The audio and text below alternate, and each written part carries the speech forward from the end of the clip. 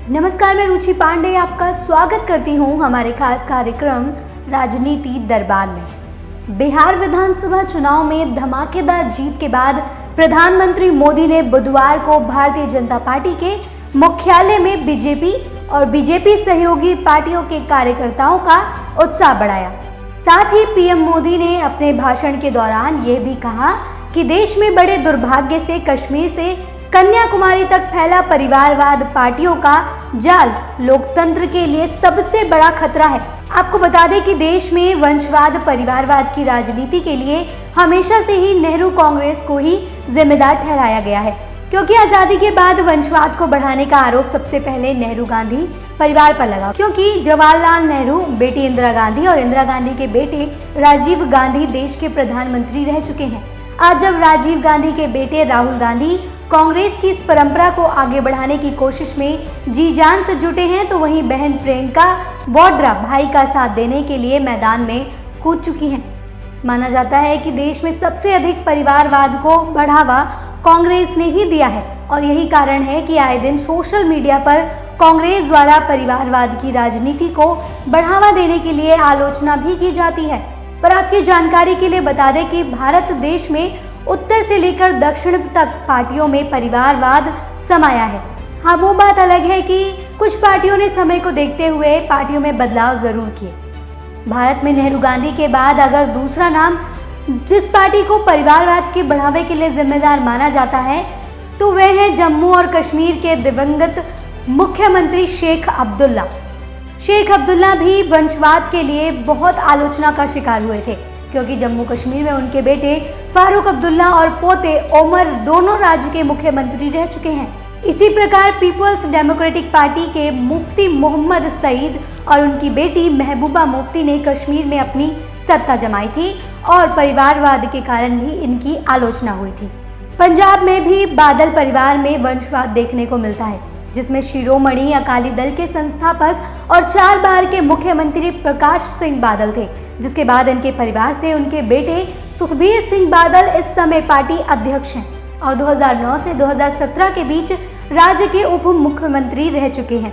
बता दें कि सुखबीर एक बार लोकसभा सांसद भी रह चुके हैं और सन 1998 में अटल बिहारी वाजपेयी की 13 दिनों की सरकार में केंद्रीय मंत्री भी रह चुके हैं। इसी प्रकार पंजाब के मुख्यमंत्री अमरिंदर सिंह के परिवार के सदस्य राजनीति में हैं। उनकी पत्नी प्रीनीत कौर 3 बार की लोकसभा सांसद भी हैं और वो यूपीए 2 में मनमोहन सिंह के कैबिनेट में मंत्री भी रह चुकी हैं, जबकि उनके बेटे रनिंदर सिंह कांग्रेस पार्टी के साथ रह चुके हैं।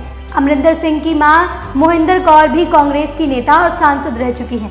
उत्तर प्रदेश से मुलायम सिंह की समाजवादी पार्टी क्यों ना हो, जिसमें अखिलेश यादव, मायावती, अजीत सिंह, प्रकाश सिंह बादल, लालू यादव, ओम प्रकाश चौटाला, रामविलास पासवान, चंद्रबाबू नायडू, के चंद्रशेखर राव, ममता बनर्जी, नवीन पटनायक, शरद पवार, उद्धव ठाकरे आदि केवल नाम नहीं है, एक पार्टी भी है जो वंशवाद के कारण राजनीति में धाक जमाए हैं। इसी प्रकार भारत देश में करीब 34 परिवारवाद वाली पार्टियां अस्तित्व में हैं। भाजपा में वंशवाद नहीं है ऐसा भी नहीं है, लेकिन भाजपा में वंशवाद निचले स्तर तक ही सीमित है। भाजपा में अध्यक्ष के चुनाव में भी अन्य पार्टियों की तरह मोह माया नहीं, बल्कि पार्टी के मानकों पर ध्यान दिया जाता है। कहीं ना कहीं यही कारण है जो आज भाजपा देश में अपना वर्चस्व कायम करने में सफल रही है। भारत में बढ़ते वंशवाद के पीछे एक बड़ा कारण ये भी है कि भारत के अधिकतर लोग उन उम्मीदवारों को अधिक वोट देना पसंद करते हैं जो एक बेहतर राजनीतिक परिवार से अपना ताल्लुक रखते हैं। न्यूयॉर्क विश्वविद्यालय की राजनीति वैज्ञानिक कंचन चंद्रा ने अपनी 2014 की एक रिपोर्ट में कहा था कि भारत में राजनीति घरानों से आने वाले सांसदों की संख्या में जानकर कमी दिखाई गई है, जबकि हकीकत तो ये है कि प्रधानमंत्री नरेंद्र मोदी के नेतृत्व में गठित नए मंत्रिमंडल में राजनीतिक घरानों से ताल्लुक रखने वाले मंत्रियों की संख्या करीब 24% है, जबकि पूर्ववर्ती कांग्रेस सरकार में यही संख्या 24% थी, जबकि पूर्ववर्ती कांग्रेस सरकार में यही संख्या 36% थी।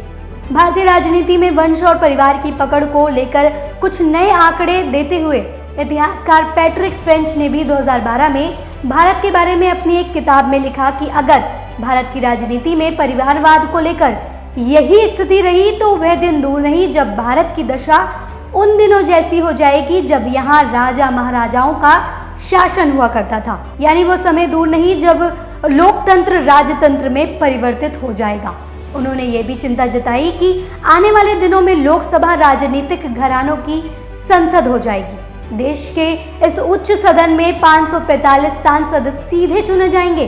भारत में वंशवाद रातों रात तो खत्म नहीं होगा, ये सत्य है, लेकिन अगर हम कोशिश करें और आज के ज़माने में सोशल मीडिया के जरिए बाहरी दुनिया से जुड़े तो यकीनन हम सामंतवाद, परिवारवाद और वंशवाद की राजनीति से छुटकारा पा जाएंगे। क्योंकि हमने देखा था कि दिल्ली के मुख्यमंत्री अरविंद केजरीवाल के मुख्यमंत्री बनने में आम आदमी पार्टी ने किस प्रकार से सोशल मीडिया का बेहतर तरीके से उपयोग किया, वंशवाद से परे सत्ता हासिल की। आज के इस रिपोर्ट में बस इतना ही। राजनीति से जुड़ी तमाम बड़ी खबरों के लिए आप देखना ना भूलें हमारा खास कार्यक्रम राजनीति दरबार। धन्यवाद।